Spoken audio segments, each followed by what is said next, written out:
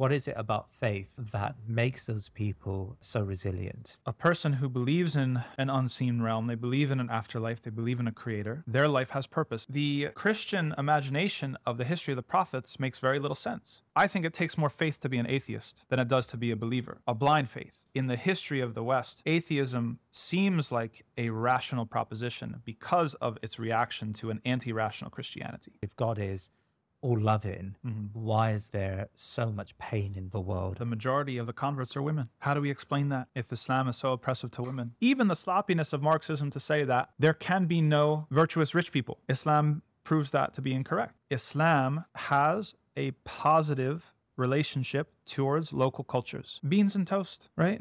Yeah. Completely fine. Islam is about justice, and Gaza has mobilized the community to confront the settler colonial enterprise. On this journey, we have met many non-Muslims who share our sense of mission and have embraced the collaboration to carve out a better world, Insha'Allah.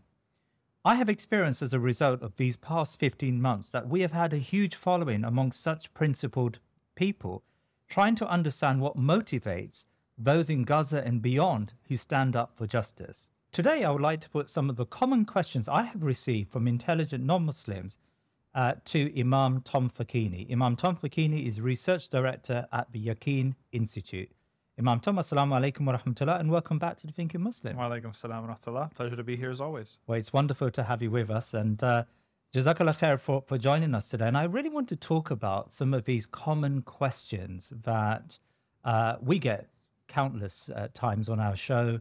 Questions about Islam, questions about the perseverance of those in Gaza, the impact of faith upon the individual and upon society and community. And I suppose what a lot of people are discovering, which is that Islam has justice at its core, at its center. And how do we, as Muslims, appreciate that? And, you know, and questions related to it. We've witnessed 15 months of genocide in Gaza.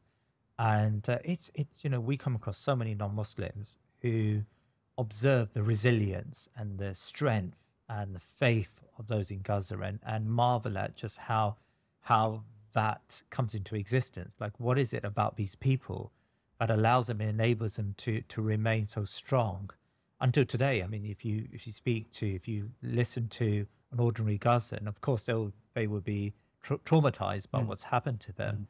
They remain very positive and remain very strong. Now, what is going on there? Like, what is it about faith that makes those people so resilient? It's about purpose. It comes back to suffering and purpose. Yeah. That if you are a materialist, there is no purpose to suffering. Suffering, in fact, you could argue, and many have, that your greatest mission is to minimize suffering and minimize pain as much as possible, avoid it at all costs, and maximize pleasure as much as possible at all costs. That's what materialism calls us to, or at least that's, I think, the logical conclusion of it. A person who believes in an unseen realm, they believe in an afterlife, they believe in a creator, their life has purpose. Inherently, it has purpose, and therefore everything that they undergo has purpose. Their suffering has purpose. And so you can accommodate and tolerate. No, you can actually even expect suffering. You know, the Creator tells us in the Quran to expect suffering. This is history, right? Unfortunately, we are lulled to sleep in our neoliberal Western societies where we just consume and we have our treats and our addictions and our Netflix and this and that. We don't really expect to suffer, ever. That's entitlement. You have no right to expect that as a human being on God's earth.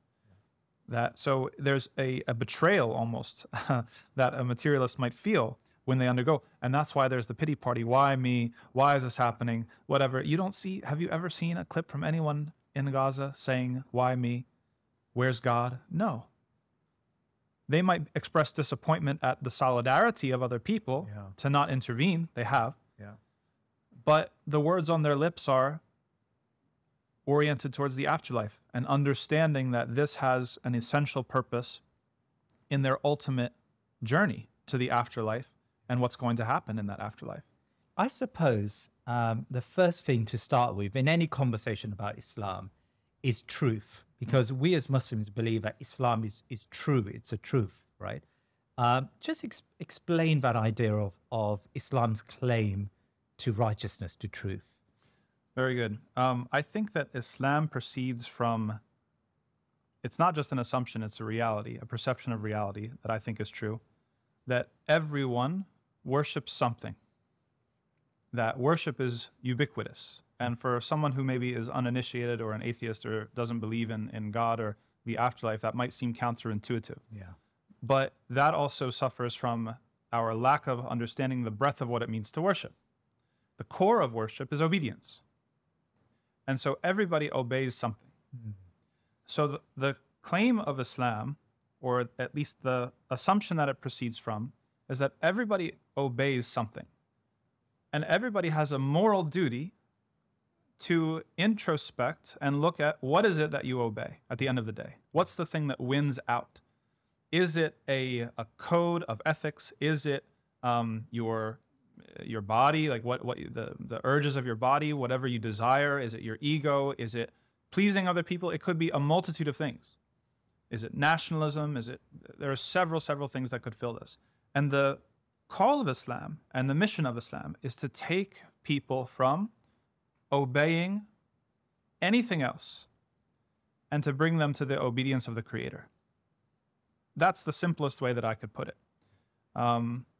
Maybe we can get into it more from there. And what makes it true? Like, how do we claim as Muslims, or why do we claim as Muslims that there is a inherent truth to Islam, and as a result, the other religions are untrue? That's a great question. I think that to take a step back, you have to start with epistemology. You have to say, how would we know the truth if it came to us? And this is very key because a lot of people, they jump headlong into these discussions, but then what happens is that they have unperceived biases where they have a high degree of skepticism towards some claims, and then they have a very low degree of skepticism towards other claims. So they end up being inconsistent. Yeah. So back up the question. I think it's very fruitful to develop open-ended questions. How would we know that a religion is true? Yeah. Because there are multiple claimants to truth. As you said, every religion claims that it is true, and most of them claim to be exclusively true. Atheism also claims to be exclusively true. It does not recognize the validity of the truth claims of religious systems. Yeah. And now, the fact that there are multiple claimants to truth does not mean that they're all wrong. It does not automatically mean that one has to be right. They could be all wrong, or one of them might be right. So we have to back up and look at open-ended questions. How would we know?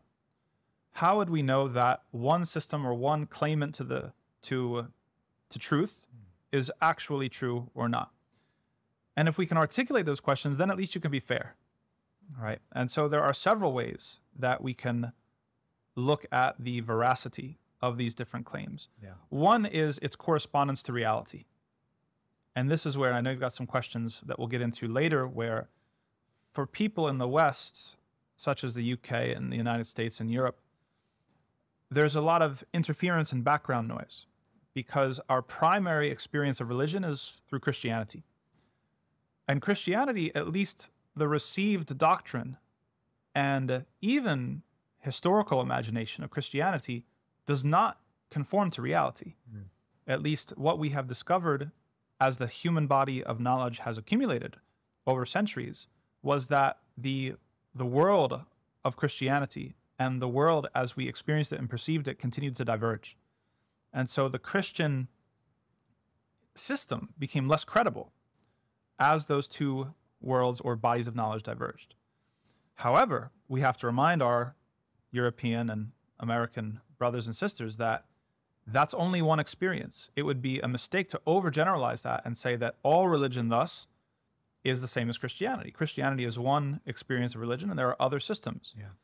However, it's true, what they're onto is that, yes, religion does have to conform to reality, that you can't have a revelation that's telling you that Pharaoh ruled at the time of Joseph and accept that as true, because the rulers at the time of Joseph were not called Pharaoh. That is a historical anachronism. Or to say that the earth is only a couple thousand years old, that this is untrue. And there are other things that we could go through. So one aspect is that it has to conform to reality. at least as far as we know, with a nice, healthy dose of humility about human knowledge and what it can know and what it can't know. We don't even know what's in the oceans, right? The oceans remain unexplored. So I'm not a positivist. I don't think that human beings can know everything. I think there's a large body of information and reality that humans will never know. However, even within the small circle of what we can know and what we have known, that there has to be a correspondence. It can't flagrantly contradict what we know of reality. Yeah. Another thing is ascription. Okay, we have to be able to verify that this source, which claims certain things about itself, can actually be traced to what it claims to be sourced from. So in our case, we have a Quran, and our story of the Quran is that it was divine revelation that was given to the Prophet Muhammad, peace be upon him, and that it was eventually, actually very soon after his death, it was written down in entirety, and it was actually preserved. And so that becomes our responsibility to now demonstrate the veracity of that claim. And the same with Christians, and the same with Jews, and the same with Hindus, and the same with Buddhists, and the same with anybody else. What you will find at the end of the day, and I didn't actually get into this until I was challenged by some evangelical Christians on the idea of manuscript dating and all of these things. Islam is the only claimant among the religions, that can actually, on firm footing, say that we know for a fact that this is what was preached by the prophet we claim it was preached by. The person who believes in the Gospels cannot say that about Jesus. Right? They cannot say that about Buddha. They cannot say that about Krishna. They cannot say that about any other religious figure or founder of a religion, if you want to use the world religious lingo. So being able to actually verify, is it plausible? Is it possible? Did it actually come? Where are the carbon dating for the manuscripts? Where do the manuscripts live? Within the manuscript history of the New Testament alone, you don't see manuscript evidence, complete manuscript evidence, until the Roman Empire becomes Christian. In fact, the earliest manuscripts that exist are more around 100 to 150 years after the time of Jesus, and it's the size of a business card. It has one verse from John, from the Gospel, supposedly the Gospel of John. By the way, the Gospels were found with no names written on them. They were ascribed later. So you can see why, in the European mind and in the American mind, for those who have gone down the rabbit hole of trying to verify Christianity, it seems like it's all a bunch of hooey at the end of the day. Because of Christianity, like, just believe. And that even the intuitiveness, there has to be a certain level of intuitiveness when it comes to its theology, or a rationality. And I know you wanted to ask questions about rationality to its theology. That doesn't mean that rationality is the sole arbiter of everything that is true, because human beings underestimate their ability to delude themselves. However, there are things that have to have logical consistency and rational coherence. How can one God be three? How can a God come on earth and live as a human being and then be killed and pray to himself on the cross? This is irrational. It is, in fact, it's anti-rational. And it's incredible in the literal sense of the word. It's impossible to believe. And in fact, when you push the priests and you push as I did as a young man, they will tell you, well, you just have to believe. It's a mystery. And that's where the Catholic doctrine of mystery comes in. How do we understand these things? It's just a mystery. This is impalpable to a thinking human being, to a thinking Muslim or a thinking human. And Islam has a very different attitude towards the role of rationality and reason when it comes to being able to verify certain truth claims or even theological claims. Say, for example, the sense of history. The Christian imagination of the history of the prophets makes very little sense. You're telling me that we had a prophet, let's go back to Abraham, who preached in one God, to believe in one God. Then we had later Moses, who preached one God. Then we have other prophets down the line saying, believe in one God, worship one God, worship one God. Not mentioning anything about the Son of God, not mentioning anything about a Trinity. And then all of a sudden we have the Son of God incarnate who dies for our sins. What's the point of the other prophets? Were the other prophets required to preach Trinity? Are they going to hellfire for not having preached Trinity? Is there a progressive, I've heard the evangelicals coin this idea of progressive theology where, well, the time wasn't right to expound upon these these divine mysteries. It's like, okay, well, did divine reality change? And this is where in Islam, reality can't change. The nature of reality, even the nature of who is God, right, is something that is a constant. That is a contradiction, right? To have a change in an action point or what you should do about something, what we call Sharia, what you should do, that's not necessarily a contradiction. If it's wintertime, right now it's January, is it February now? It's February. Yes. I tell you to turn on the heat. It's cold in here, Jalal. Okay, and then I come back in July, I say it's blazing hot. Turn on the air conditioner, right? That's not a contradiction because the situation has changed and thus the action has changed. However, if I came and I told you that, Jalal, there are angels. There are these things called angels that exist in February. And then I came back to you in July and I said, Jalal, there are no angels. That's a contradiction. Yeah. This is not something that any human being that respects their mind and respects rationality can accept. And so we can't believe in the Christian account of prophethood that ends with the Son of God. We can't accept the Christian relation to rationality in general, which asks us to suspend our mental faculties in an unreasonable way, an extreme way, in order to supposedly gain access to this exclusive club of salvation. So yeah. I've moved far afield. Sorry about that. No, that's fantastic.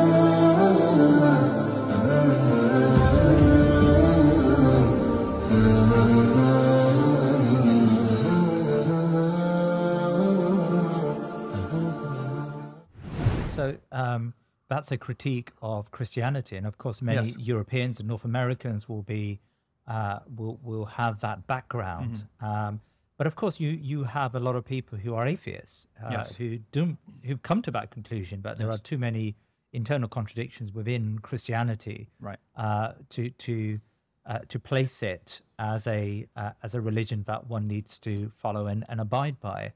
But what is it inherent within the Quran, within Islam, that proves itself beyond adherence of other religions? Very good.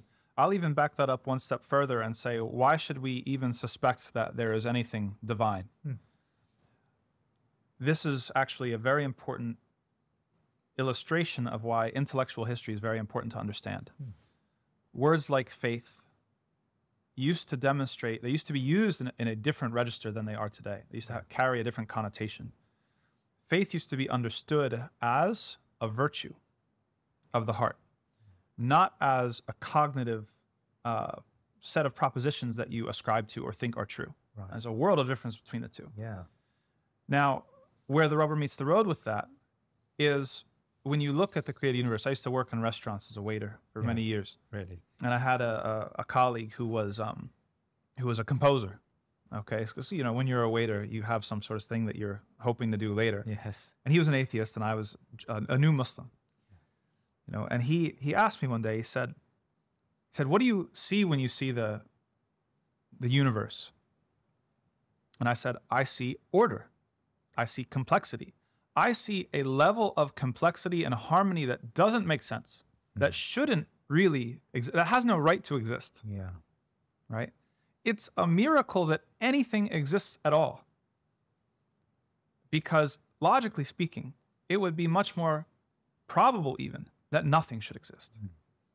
So the burden of proof is, how do we justify that this all exists in the first place? Yeah. And to a person who is a hardened atheist, they look and they say, where's the proof? Where's the proof? To a person who has cultivated the virtue of a faithful heart, they say, where isn't the proof? The proof is ubiquitous, which is why Allah says in the Quran, it's not the eyes that are blind, it's the hearts. that literally wherever you look, there is a sign that reality is a sign of a greater reality behind it. That there is order, that there is complexity, that there is regularity, that I can drop this cup and every single time it's going to fall down and never will it fall up. That these are signs. Now, you could say they're random, you could say these chance, but even within the world of the scientists and the mathematicians, like people are starting to come around to say that by the numbers, things shouldn't be this fine-tuned. Things shouldn't be this orderly. Things shouldn't be, it's an anomaly, okay? And anomalies must be explained. So you could call this the God of the Gaps conception or what have you. But I think that understanding where the burden of proof lies is very, very important. Yeah. That I think the burden of proof, I think it takes more faith to be an atheist than it does to be a believer. A blind faith. Because when you look at, why is there love? Why is there, I'll give you even a naturalistic example. If we were to believe the atheist conception that the only things that exist, even of beauty, okay, are functionalist in nature. It's only to attract mates. It's only to optimize resources. Complete rubbish. The way that birds sing, the way that birds make their, look up pendulous nest. Anybody, go Google pendulous nest. It's a type of nest that some birds, extremely intricate, beyond function, far beyond function. A materialist would look at it and say, this is a waste of energy. This is a waste of resources. The way that birds sing, it goes beyond, far beyond function. The beauty with which they sing is far beyond function. The colors and the, and of the animal kingdom, the plants and all this, there are functions to them. But the beauty exceeds the function multiple times over. So where do we explain this beauty? We could have gotten function. My wife teases me. She says, if I let you alone, your aesthetic sensibility is one of a warehouse, right? Yes. That's the materialist world. If we were strictly going by efficiencies and fitness in the Darwinian sense, then the world would be a warehouse because the most efficient thing is a square. But that's not what we see. We see spirals. We see the golden mean. We see the Fibonacci sequence. We see all these things and beauty of all the senses that we can't sufficiently explain. So for the atheist or the materialist, it takes a lot of blind faith, in my opinion, to think that there's nothing rational behind it. And people have come up with these analogies of, you don't question the Rolex. You don't question that it's made by a maker. Our universe is way more complex and fine-tuned than a Rolex.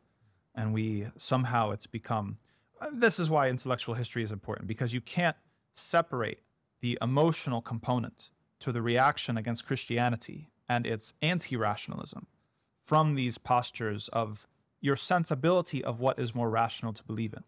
Okay, it's in the history of the West, atheism seems like a rational proposition because of its reaction to an anti-rational Christianity, which is why I take time to go through that. That's my belief.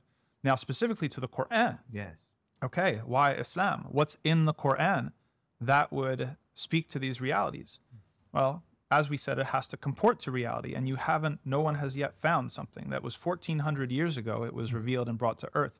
Probabilistically, we would expect that if it were the work of a human being, there would be some sort of inaccuracy, error, something that's quaint that was later found out to be untrue, something that was maybe it shouldn't have been. If you go to the works of Shakespeare or the finest minds of the English language or the finest poets, or the finest authors, there are mistakes, there are errors, there are anachronisms, there are misrememberings or misplaced things. And people have had a long time to try to pick apart the Quran, and they haven't been able to actually do it. We Muslims, we ascribe the word miracle to the Quran, and we argue that there is this ijaz, there is this sort of quality of the Quran, maybe a linguistic quality. I remember reading on the Yaqeen website a very detailed article on that, on the miraculous nature of the Quran. Can you just briefly outline that argument that the Quran inherently, internally commits itself to this truth claim? Two things. There's many things that could be said here. Yeah. I'll only give two, and I encourage people to look up the article as well. Yeah. One is that the Quran is a new genre. And actually, no, that's not even fair to say. It is beyond genre. There is nothing like the Quran. There was nothing like the Quran before in Arabic, and there is nothing like it after. And if you're a person who knows music or knows literature, you know that the way that human beings interact, it's like this is human history. There are genres, they rise, they fall, they're changed, they're shifted. It's not really precedented that someone could come and create a work, whether it's of art or music or literature, that defies all the genre categories and continues to defy them 1,500 years later. So that's inimitable. It cannot be and has not been imitated. And there are elements of other genres. There are elements of verse. There are elements of prose. There are elements that are both historical, sociological. There are many, many elements going on. But the way in which they are communicated is completely unique and has never been replicated. And yet is something that is extremely intuitive. It's on everyone's tongues. That's the other thing. You might find someone who, produces something very weird, very eccentric and out there. But you'll find that there's an elitism to it. It won't be taken up by the masses. It won't be sung in the streets or recited from memory. So then try to now do this with anything. Try to create something completely unique, outside of genre, yet drawing on them all. That cannot be imitated after. That is on the tongues of everyone in the marketplace. It can't be done. It hasn't ever been done, except for the Quran. That's number one. Number two, and the expert on this is Dr. Ali from Zaytuna. The Quran demonstrates that the author knows multiple languages across time, because there are puns that span languages that no one could have known at that time. There are puns between Arabic and Hebrew in the Quran, such as the names of some of the prophets like Ismail and Ishaq, and the way in which are names that predate Arabic. Okay, so there are antecedents in Hebrew, and then the verbs that Allah chooses to mention when he's mentioning those names, he makes puns where the meaning of Ismail and the meaning of Ishaq and in other names, he puts verbs that correspond to the meaning of the name in Hebrew. And this is not my area of expertise, but if you want to see further, go to Dr. So there is an active demonstration of knowledge of other languages and puns being made across those languages in the Quran itself, which is hard to fathom, to be honest. Like, we all struggle communicating just in the Queen's English. Like, what about trying to make puns between English and French, right, in such a document? And those are just two things. There's a lot really that could be said here. And we talk a lot about human nature and the fact that Islam is in line with human nature. And the term we give it is fitra, the idea that every human being is born with these sort of, primordial ways of living that Islam conforms to. Maybe you can explain that a little better. Why do we make that claim that Islam is in line with human nature? Absolutely. Well, everyone has to understand that, and I'll use an illustration. People talk about human rights a lot, but they'll find that they will never agree to one regime of human rights that everyone on the face of the earth agrees to. Why? Because the problem was never about the rights. The problem was about human. How do we define what is a human?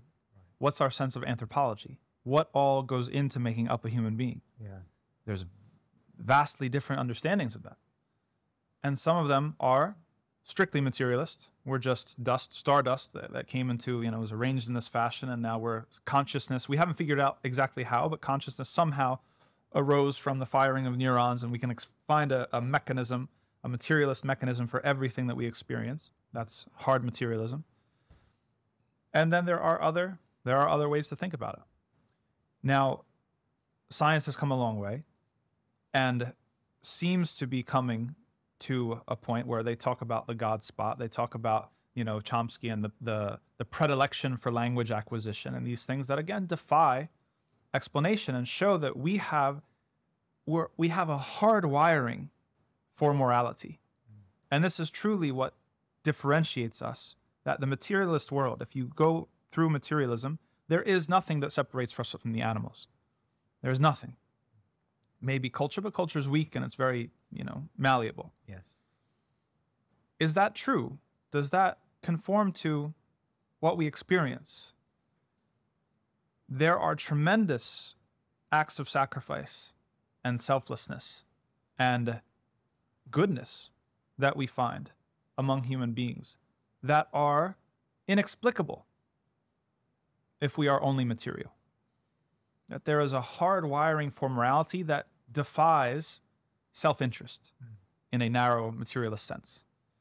There is a universality of certain beliefs in a divine, in an afterlife, with a lot of diversity, yes, about the fine details.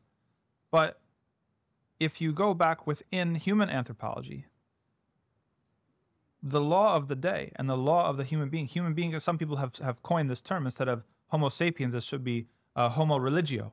It should be really the religious human, because of our insistence on recognizing that there is something beyond. There is something beyond the material universe. And we come up against it to the point where you can almost experience its shadows. You can't perceive it directly. But we experience things like grace. We make bad decisions, we make bad mistakes, and we find that there's a lot more forgiveness in the universe than there should be if it were simply a materialist outfit. We find that people are capable of tremendous sacrifice and moral triumph in ways that defy their material interests and their self-interests. Yeah. All of this is inexplicable unless there was something that was in the nature that was, again, like a hard wiring or a predilection. Now, it's not complete, and this is where Islam steps in, because in the Islamic anthropology, or in the Islamic notion of anthropology, we're given the hard wiring, but we're responsible for perfecting it or developing it, that it can be corrupted and lost, right? That you can, which is why if you talk to children about God or the divine, like they're very intuitive with this.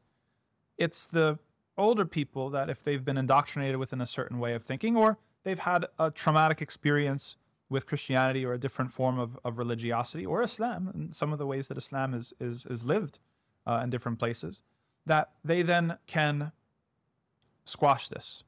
It can tamper with this hard wiring. It can diffuse and disable this hard wiring to the point where now we develop another ideological platform that denies that any of this is true. We find that in general society there are debates and conversations about God and about Islam and about some of the traits and characteristics of a creator. And there's one argument that's constantly put forward: if God is all loving, why is there so much pain in the world? I mean, how would Islam respond to that? This is Gaza has shown us this, because there has to be heroes. God wants there to be heroes. Shouldn't there be heroes that fight the bad guy and save the day? And you have the poems and the eulogies and the holidays, and you commemorate, and the memorials to build.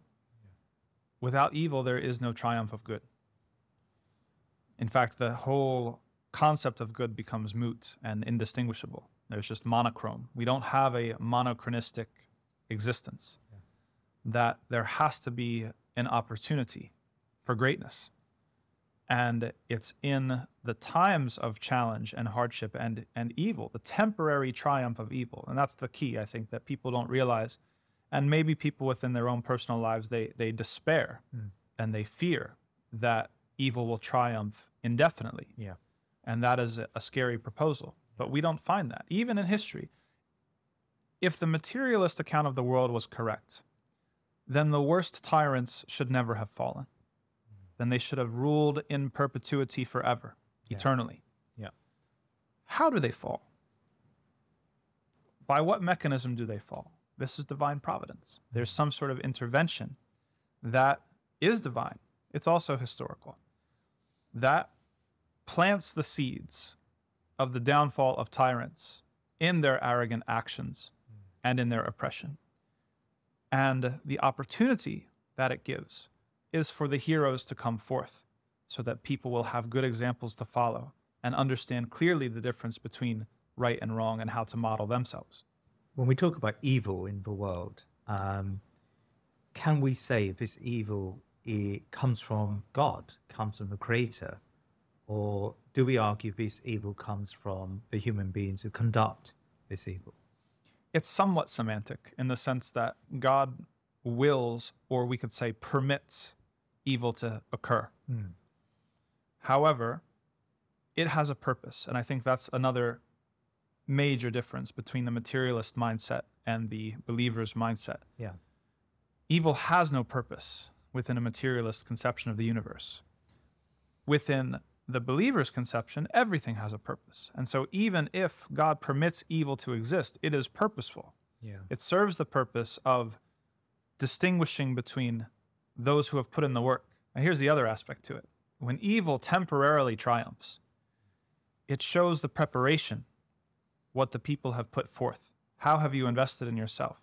Have you invested in your own moral clarity? We say this all the time, we've said this. Who would you have been in World War II in Nazi Germany? Would you have been a collaborator?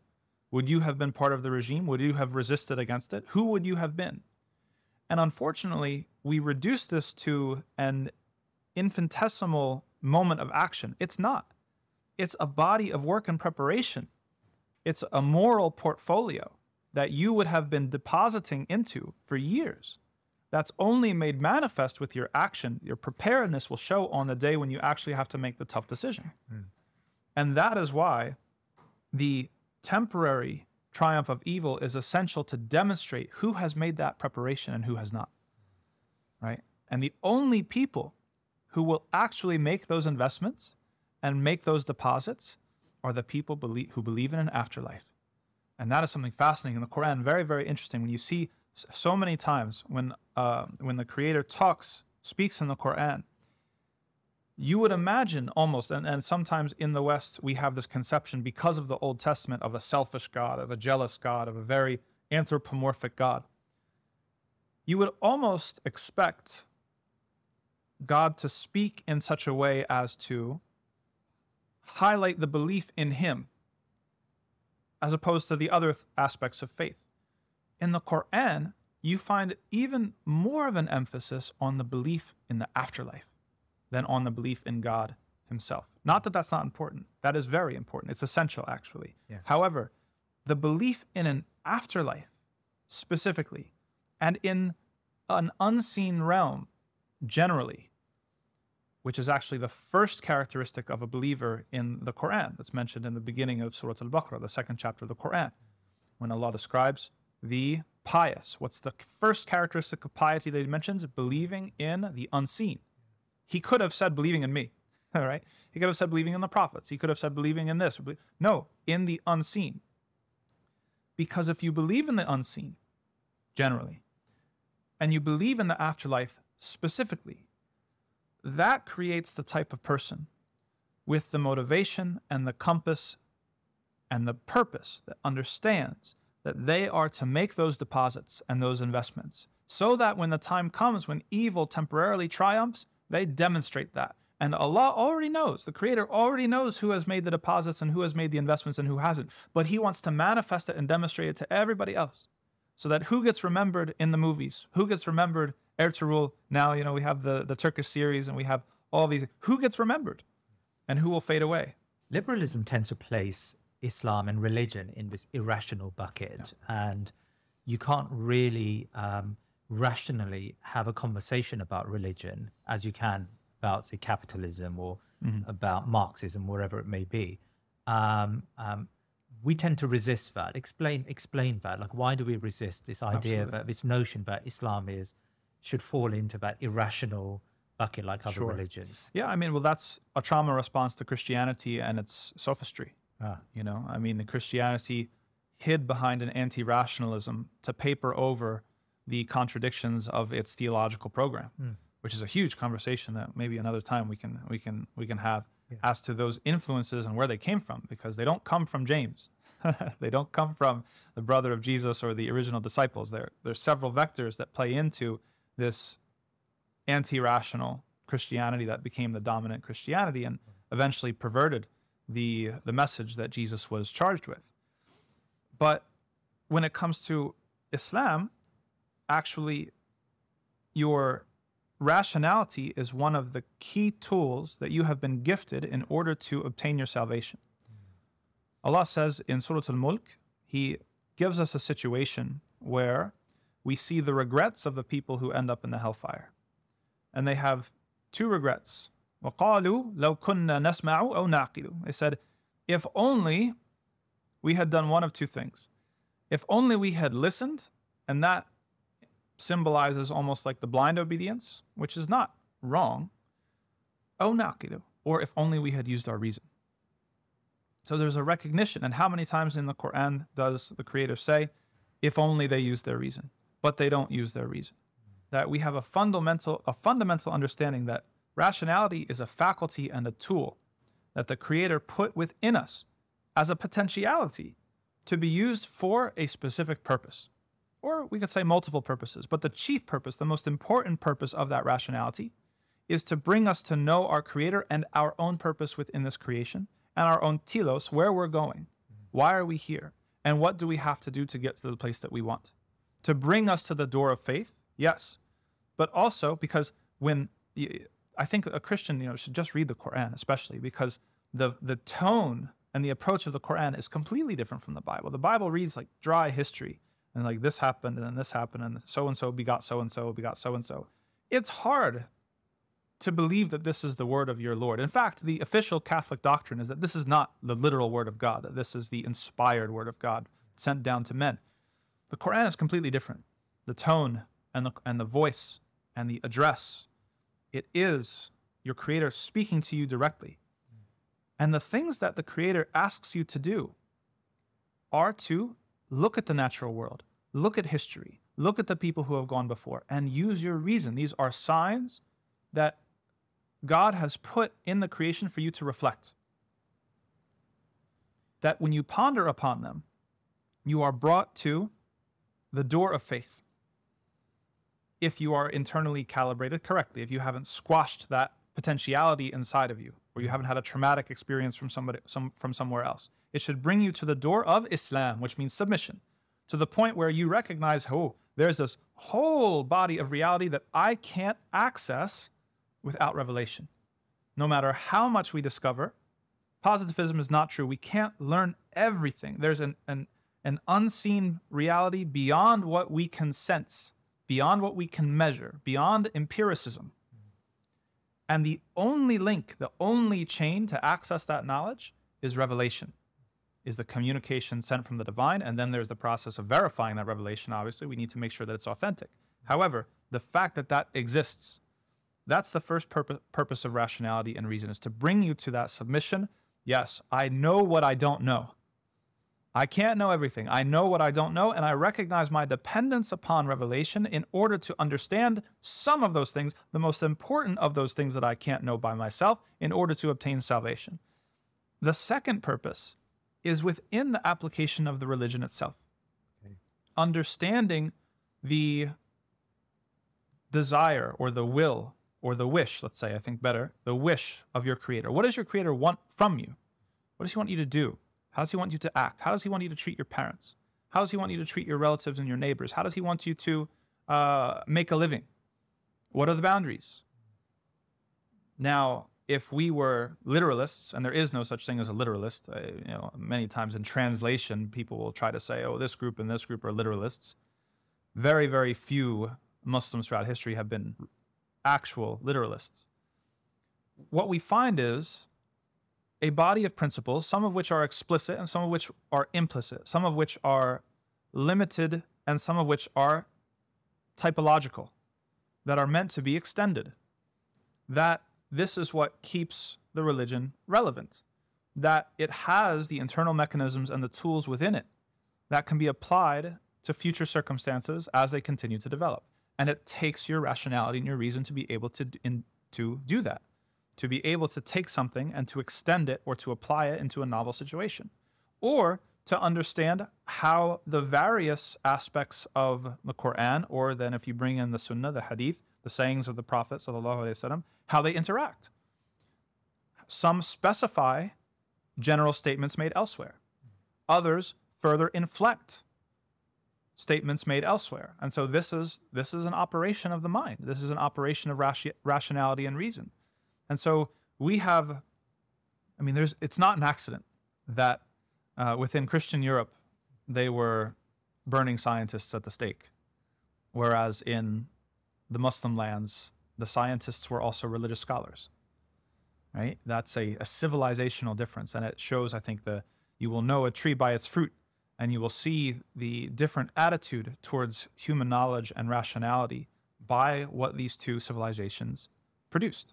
You've very clearly placed rationality at the core of Islam, the core of its faith, in ascertaining its truth, but also in understanding the word of the Creator. But how far do we extend this rationality? And like, imagine if a person embraces Islam and says, I love Islam, I like all of these aspects, but there are some things about Islam in the Sharia that I find problematic, right? And so I'm going to negate that, or I'm not going to pay my zakah, or I'm not going to accept the Islamic structure of inheritance, for example, the way it's distributed. How much can we apply our rationality when it comes to the practice of faith? Excellent. Well, this is where we have to recognize that human beings are primarily emotional and not rational, and that we are emotionally reacting to things, and then we come up with justifications that are rational afterwards. And so we can't underestimate the propensity for prejudice and delusion. That human beings have an enormous potential for prejudice and delusion. And so I'll just give a very practical example from my experience of accepting Islam. There were things when I accepted Islam that I didn't agree with. Okay? That actually presents a moral choice. Are you committed to trying to understand it, or are you committed to your prejudice? Yeah? You can take the attitude of, well, I will never agree to this. Or you can take the attitude of, this is very counterintuitive to me. I want to understand this better.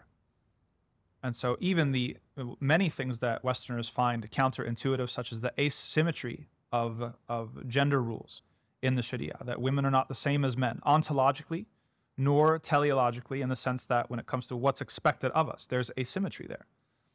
This is something that some people, they find it problematic. But we would invite that person to try to understand more. Like, what's behind that? Is it simply anti-rationality or irrationality, or is it outmodedness? Are we going to put it on an evolutionary scale and say this is backwards and barbarian? Or, and I think people are more open to this now than maybe even 10 or 15 years ago, where we see kind of the other side of the equal rights argument. It's funny. I saw something on YouTube just the other day. It popped in my feed. It was based in the UK. It was on the tube, and there was a woman, and she was filming all the men that were sitting down that didn't offer her a seat, and she was very upset by this. And she actually confronted one young man and said, like, are you gonna get up and offer me your seat? And he asked her, are you pregnant? She said, no. He said, do you believe in equality? And she said yes. Yeah. So, that's a bit controversial, but you see that we've come to another side of this where the assumption of complete equality, ontological equality, and also the equality of rules, and equality meaning being defined as sameness, that's also now being questioned. It seemed to be dogma 10, 15, 20 years ago. No one would question that.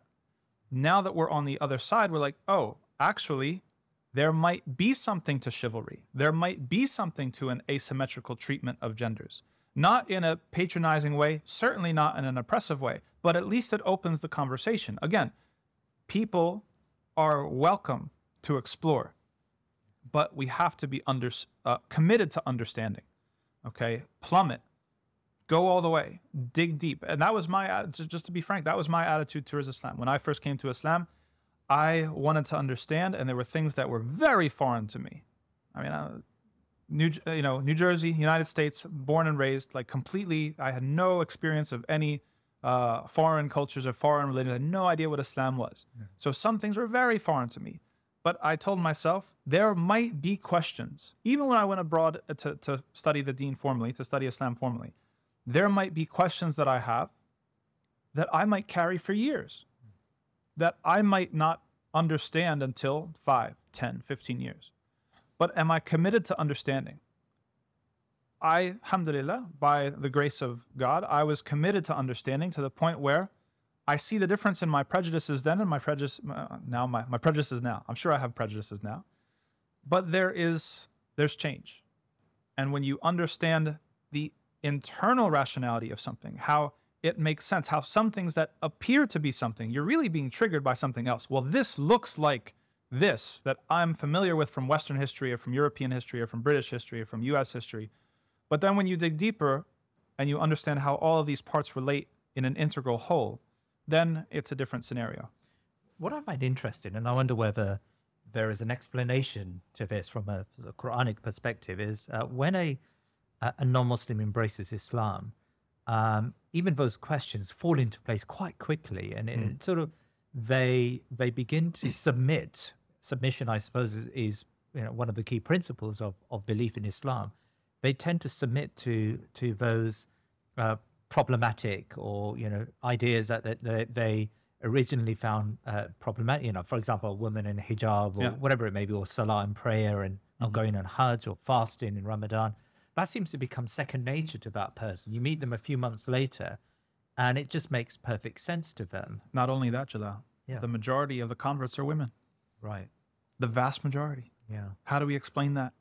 If Islam is so oppressive to women, there's something that women find fundamentally dissatisfactory about the Western system. It might be multiple things. Maybe it's conception of equality as sameness. Maybe it's the hyper-individualism and the disruption of the family and the undermining of it. Could be many, many things. Right. But it's indisputable fact that the vast majority of Western people accepting Islam and becoming Muslims are women.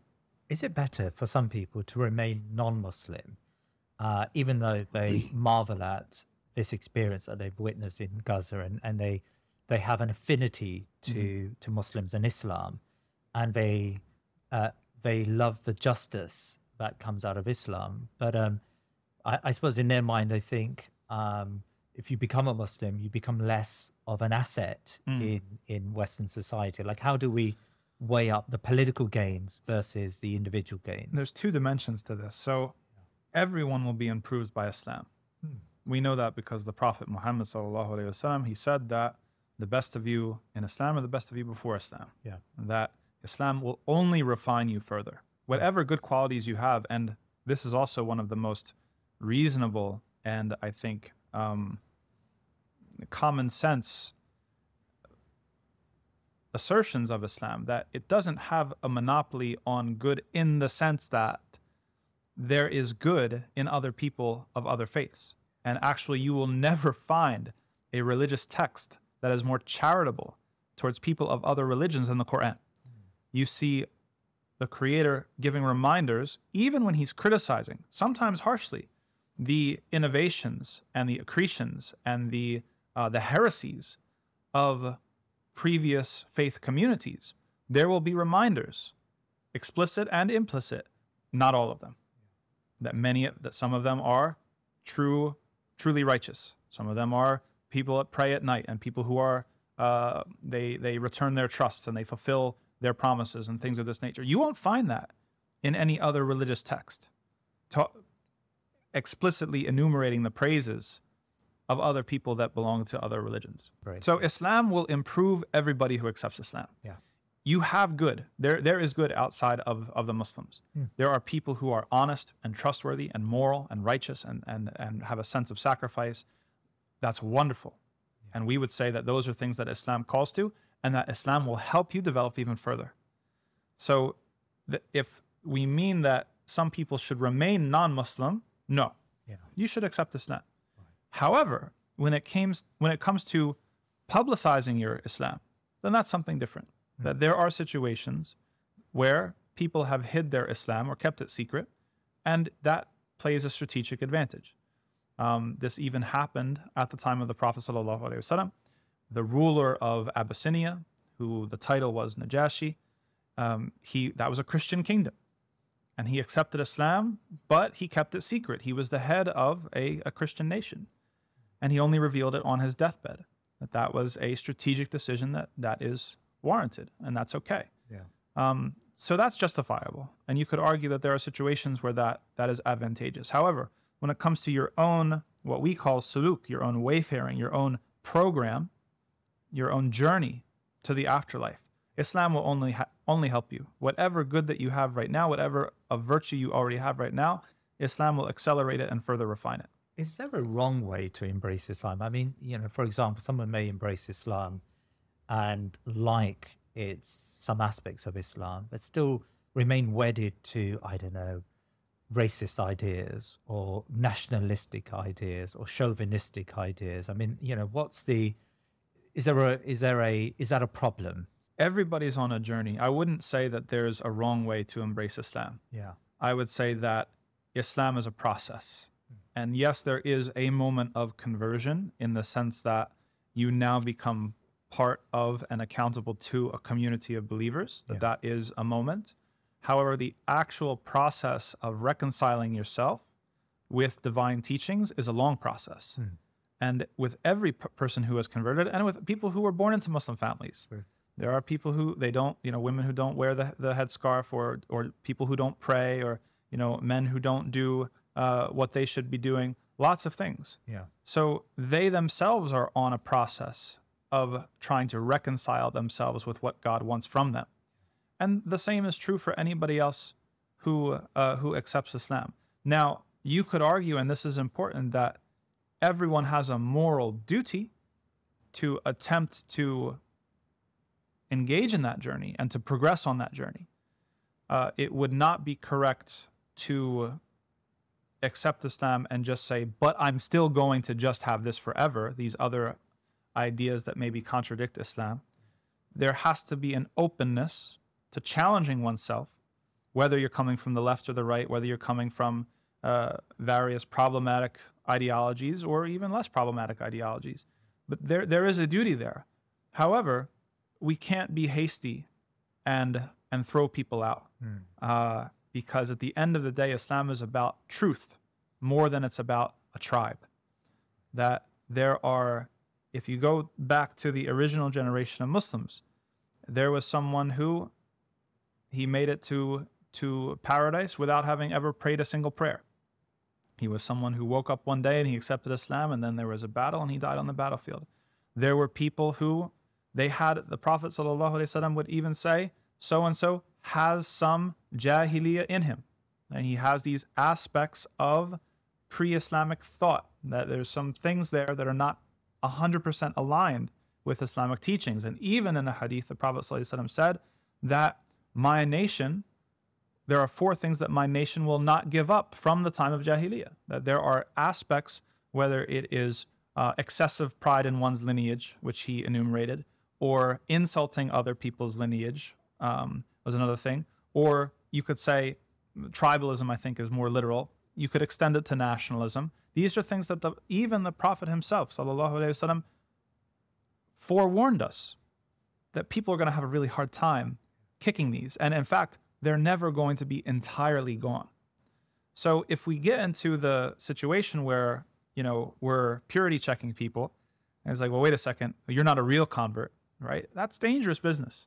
That's dangerous business, because we're told that the Creator will judge you based off of your intentions. And someone might really be struggling with themselves and trying their best, even if it's ugly, even if it's messy, even if it's not as fully formed, even if it's cringeworthy. But the amount of difficulty that person experiences in trying to reconcile themselves to God's guidance might be worth a lot more than someone who they're just culturally a Muslim. You talked about the ideologies that one needs to contend with today when thinking about or when embracing Islam or when you become a Muslim. What are these ideologies? A typical non-Muslim is going to have to reconcile with Islam.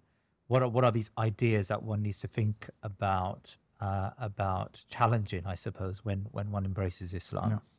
I mean, people have to realize firstly, that ideology is ubiquitous, that there is no space that's free of ideology. I know a lot of people think that, oh, well, I don't really believe in, it's like worship. It's like our conversation about worship and obedience.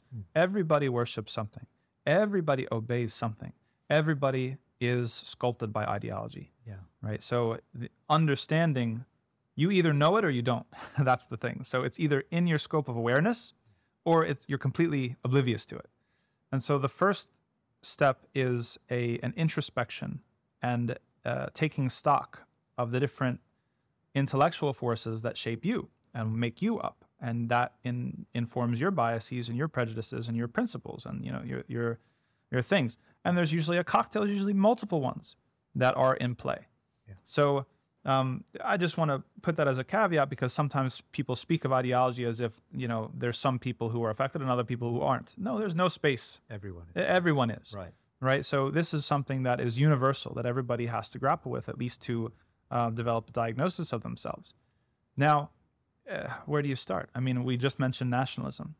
Nationalism, I think, within the Islamic idiom is an extension of tribalism. And it's different, and it's a key distinction. It's not about not having pride in your country or not having love of your country. And it's not about not having love of your people or affinity for your people. It's not that. When nationalism and tribalism becomes blameworthy is when you choose your tribe or your nation over the truth. And this is extremely important. Those who say, my nation right or wrong, that's blameworthy. Sometimes you have to make a choice between truth or your tribe.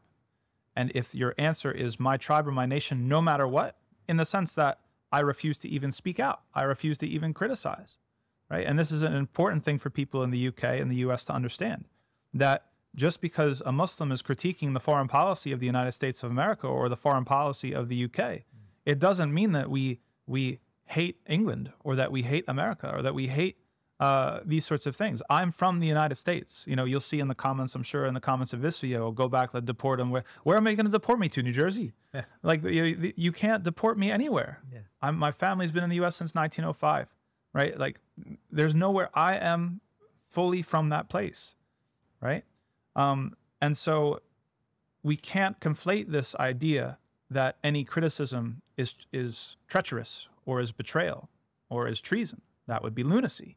And this is what it comes down to, is that we have to be open to healthy critique. And this is actually in the Quran where Moses has a key moral lesson that he learns along these lines, where he's even in a situation where his tribe, his nation is oppressed. And it's a very apt example for today's Jews, because they experienced oppression. However, experiencing oppression at a communal level does not give you a license to commit harm on an individual level or at a national level. So Moses is given this dilemma where he sees someone from his tribe, from Bani Israel, fighting in a fight with someone from Pharaoh's tribe. And he's called over to get involved. And he comes, and his tribesman is basically saying, come back me up. And he jumps into the fight, and he supports his tribesman. And he actually delivers a fatal blow to the other guy. It's manslaughter, not his intention, but it's what happened. And then it comes out later that who was the aggressor, who was the instigator? It was the person from his own tribe. That is a fundamental moral conundrum. And Moses has a choice to make. And the choice that Moses made, he recognizes immediately, this is from the acts of the devil. And that choosing the way of truth always has to come first over supporting your tribe blindly or supporting your nation blindly. If your nation or your tribe is engaged in wrongdoing, you have to oppose it. You have to speak out against it. And you have to do what you can to not support it. And that's what Moses embodied, and that's what everybody should embody. Can you be a Muslim, and I don't mean, you're out of Islam, but can you fully embrace Islam and be a Marxist, or fully embrace Islam and be a neoliberal proponent of neoliberalism? There's misalignment. So the short answer is no. Marxism in particular is a materialist ideology and largely a reaction to Christian capitalism. Yeah. So we have to understand the levels of critique here. Marxism is not a very fundamental critique of Western capitalism. It is critique within one vector only. Yeah. But the anthropology, right, the sense of who the human being is, the metaphysics of Marxism is not very different from the metaphysics of classic liberalism or of capitalism. You still assume a mechanistic world and a certain human nature. You just differ as to how to approach it. So the idea of historical materialism, which, by the way, is still the dominant methodology within history, as you know. Yeah. Historical critical method is Marxism with lipstick. They took away the class struggle, aspect of it, but it's the idea that only materialist causes and naturalistic causes are considered valid. We're not going to talk about divine cause. It's not possible. Yeah. We exclude that from the realm of possibility. And we also assume a certain selfishness to human nature, that if someone is saying something good about themselves, they're probably lying. And if someone is saying something embarrassing or bad about themselves, they're probably telling the truth. And that latter point has some validity to it. But the former doesn't, it's not necessarily, that those are value propositions that should be contested and are contested. Right? Also, there's a sameness to the historical critical method, that every society and civilization is ultimately the same as every other society with slight differences. And this is still rooted in Marxism. So the idea that, Marx had that different stages that just naturally unfold in a mechanistic type of way, that capitalism is going to bring the proletariat into the lumpen proletariat into the cities, and then the urban proletariat are going to get organized, and then the material conditions will get so bad that they will develop class consciousness, and they will eventually rebel, and that will be the socialist revolution, and then communism after. This is all atheistic, which is, there's no God in it, which is reflective of both Marxist regimes and Marxist theory in general, is that it doesn't have room for God. It doesn't consider God in a serious way, in a structural way, as an actor in the universe, which is fundamentally flawed. Okay, now, what attracts people to Marxism is their reaction to capitalism and capitalism's excesses. Now, if we want to talk about consumption, if we want to talk about commodification or commodity fetishism or alienation, many things that Marx correctly diagnosed, then we would say that he was onto something. And those things actually are accounted for in Islam as well.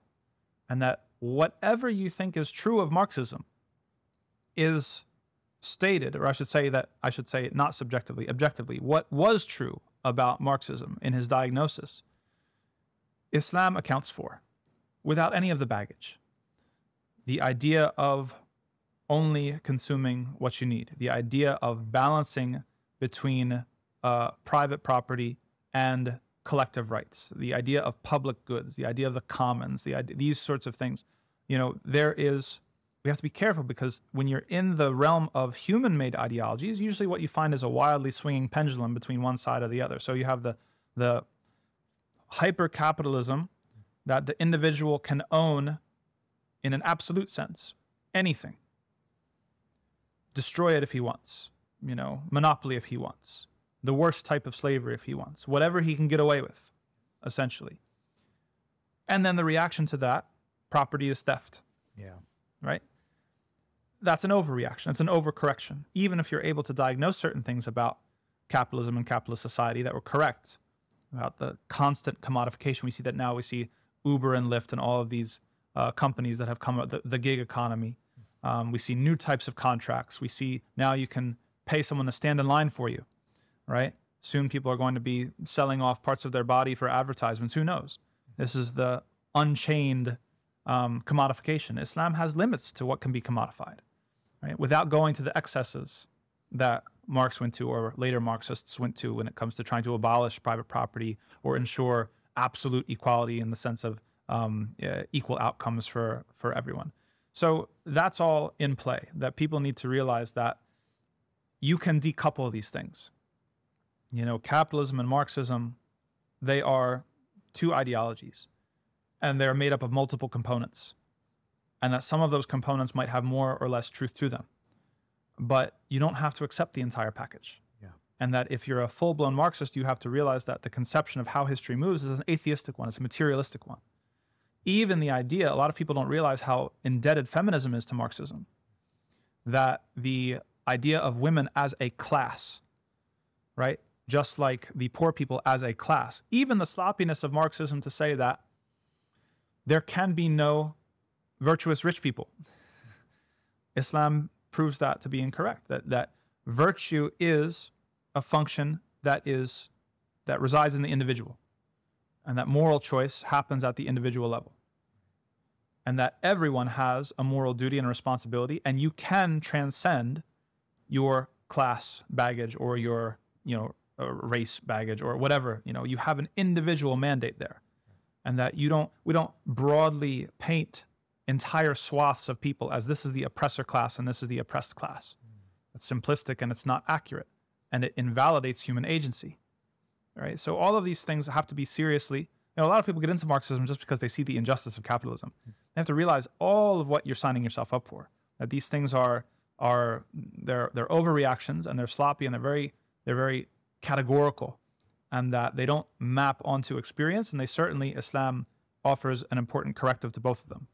When it comes to ideologies, liberalism and feminism, and there's all of the ideologies we could run through. I mean, we could have a very long discussion about all of them. And culture. Those who embrace Islam, are they expected to embrace Muslim culture, in inverted commas, or Arab culture, or Pakistani culture, whether that's dress or food or other aspects of cultural life? Because of course we do see a lot of converts who become Muslim, and culturally also they shift. Yes. More than just their ideas and their habits and their religious commitments. This is one of the most important questions, especially for Islam in Europe and the UK. Yeah. Because there's two mistakes going on. Okay. And one is one that's committed by the Muslims, and we have to own that. That Islam has a positive relationship towards local cultures. Right. That everywhere Islam, because Islam is a bare bones set of instructions and guidelines. When it comes to your individual worship, it's quite detailed. Yeah. But when it comes to your culture, it's actually quite bare bones. If you look at marriage, if you look at transactions, if you look at dress, if you look at food, it's very bare bones. Is that by accident or by design? It's by design. Why? So that it can be a universal religion. So that it can travel to lands and be accepted by people and actually have a productive relationship with the local culture. So there's almost like a threefold filtration that happens when Islam interacts productively with these cultures, is that there are certain cultural elements that are completely illegitimate and harm human beings. Alcohol, zina, right? Promiscuity. These sorts of things are inherently harmful, and culture cannot justify them. There's another category of things that's a mixed bag. There's good elements to it, and there's bad elements to it. And so if you remove the bad, harmful elements to it, then it's actually fine. Let's take, poetry, maybe even rap, right? Drill, sorry. Maybe you could have something where there's positive messages and there's nothing inherent about it. It's an art form. There's nothing inherent about that which is wrong. It's dependent upon the content and the messages that are being conveyed. Yes. And then there's a third category of things that are fine the way they are. Beans and toast. Right? Yes. It's completely fine. Like the way that you dress, Islam, it has guidelines for what you need to cover, but not for how you need to cover it. So you're covered appropriately with a suit or the blazer and a shirt, and someone else who wears flowing robes, and someone else who does this. They're all equally valid. Okay? So historically, wherever Islam has gone, it has produced a local version of that culture that was very vibrant and productive. So when it was in Arabia, it produced an Islamic Arab culture. And then when it went to North Africa, it produced an Islamic Berber culture or an Islamic North African culture. And then when it went to West Africa or Sub-Saharan Africa, an Islamic Sub-Saharan Sahel culture. And then into Anatolia and into the Balkans and into Iran and into South Asia and the subcontinent, into Southeast Asia. Everywhere Islam went, it produced a new local culture. Okay, what about when it comes to the UK? We have to allow it to produce a local culture here. If we think that Islam in the UK is only going to be reproducing cultural forms from Arabia and the subcontinent, then that is not allowing Islam to do the work that it needs to do. And it will always be perceived as a foreign religion, and it will never be considered an option for the average Englishman or Englishwoman to take on themselves. Can I? On the other side of that, Yeah. on the other side of that, Yeah. and this is so we've owned our mistake here. Okay, now let's get to the other side. That Allah says in the Quran that He divided people into nations and tribes so that they would get to know one another. And so the diversity, they say variety is the spice of life. Diversity is an enriching factor.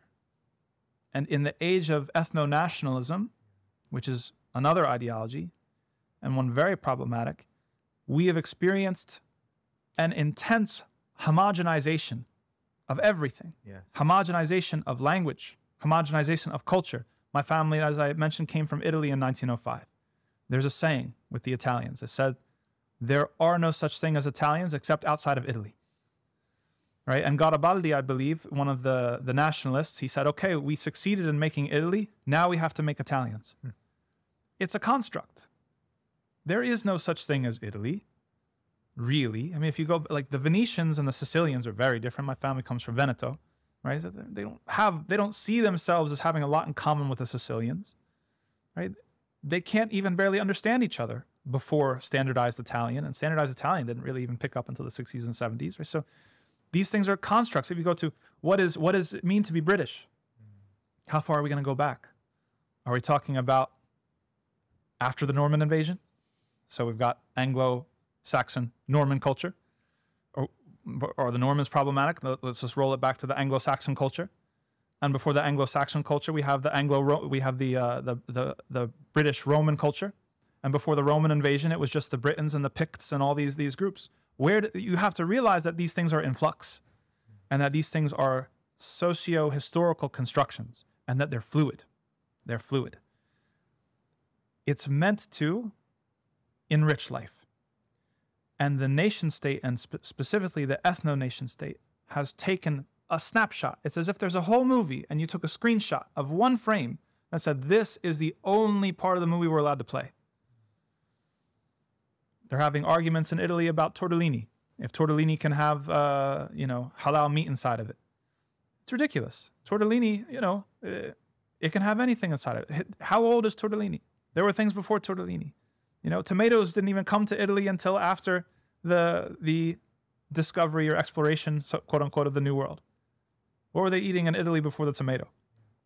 These things are much more in flux than we give credit for. They're much more fluid than we give credit to. And the ethno-nation state asks us to homogenize in an unreasonable way. That we have to be willing to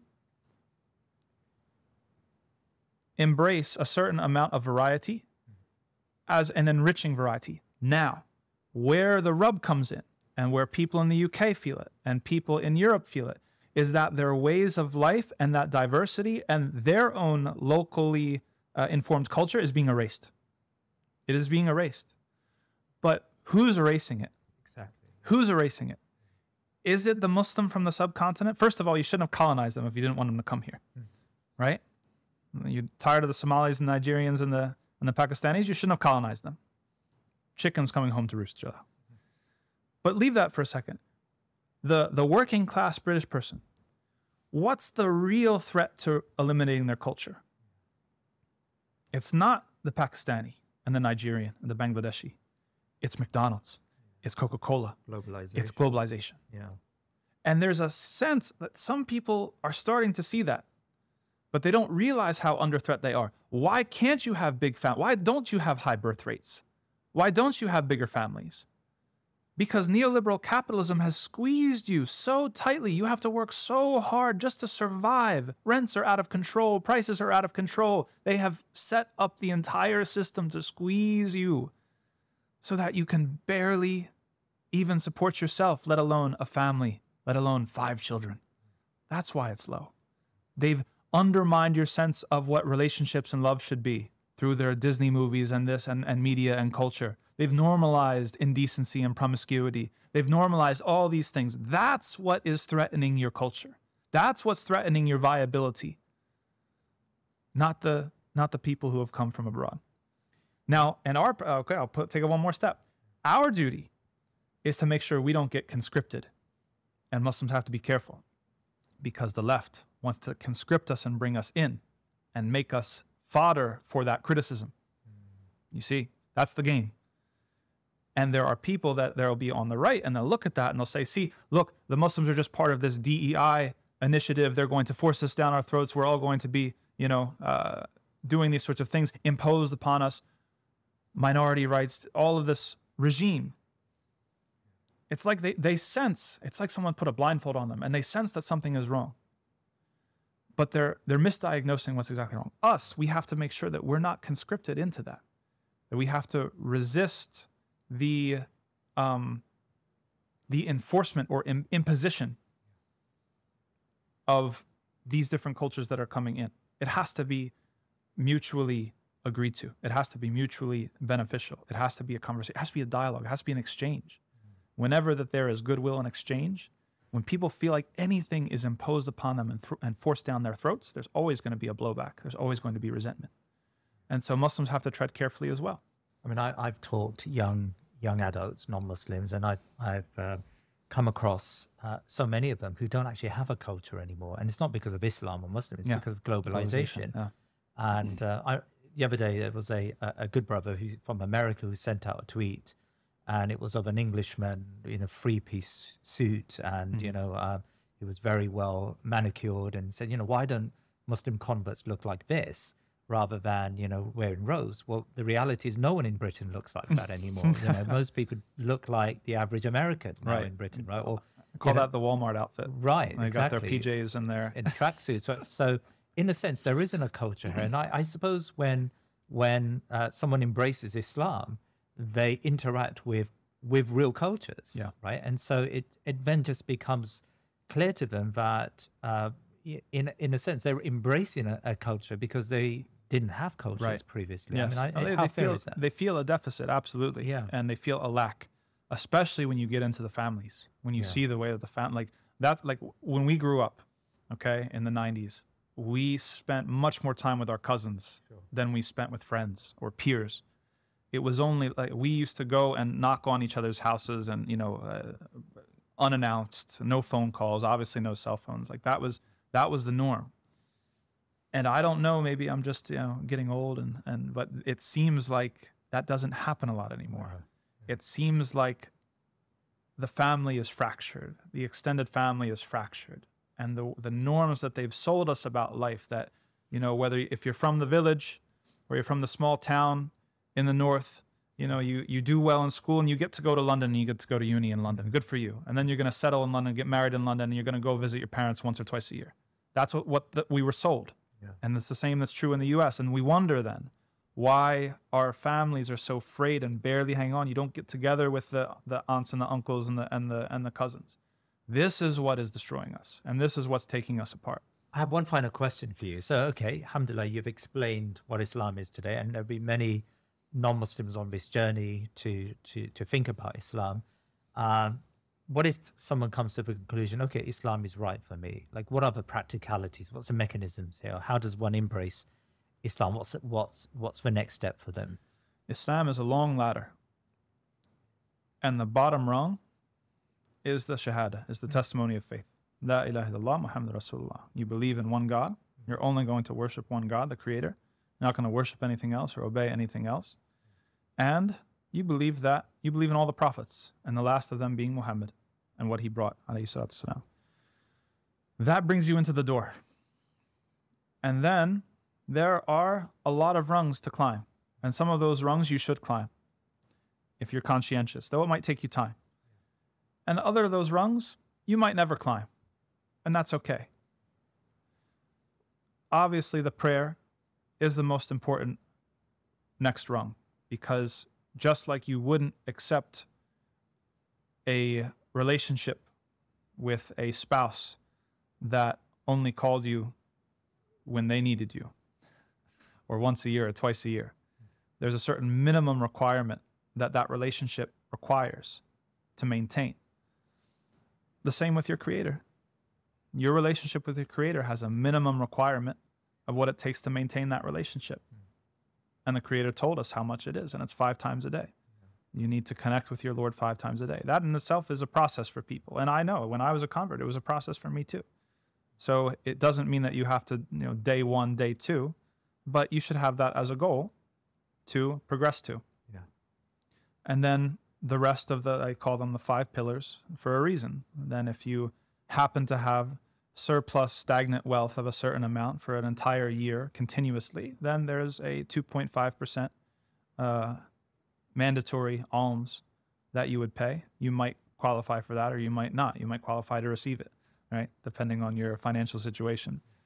Fasting in Ramadan, if you're physically able to and healthy enough, and meet the requirements for 30 days, a purification and a humbling and also an empowerment to show you things. When growing up, you hear not even water, right? 30 days, it seems like suicide.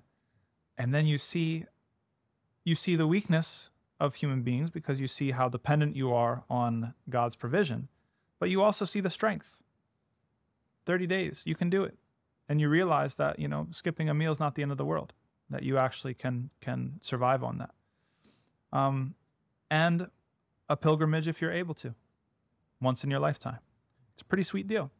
I always grew up with the sensibility that a religious practice should hit that sweet spot between being just demanding enough. That getting together to sing songs once a week was not cutting it. That there should be something required of me every day and at different intervals. There's a daily interval, there's a weekly interval, there's a monthly interval, there's a yearly interval, and even a lifespan interval. And Islam checks all that. So those are the basics, and those are the things that you should focus on. And there are other things, but the important thing is to attempt to progress even if progress is slow. It doesn't even matter really how slow the progress is, as long as you don't fall back.